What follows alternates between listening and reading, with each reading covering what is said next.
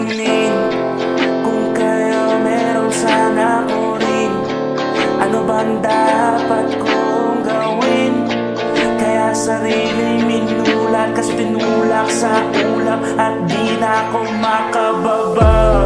Di ko alam ang aking nadama sa gitna ng ulap. Ako ay tinulak, sarili kausap sa tuwing mag-isa. Sa gitna ng ulap, hinanap ang utak. Kapag malawak ang pagkalito, kausap ang sarili ko. May sagot na sa tanong pero sa utak ko mali ito. E paano nga ba mababago? E sarili ko nga di mabago.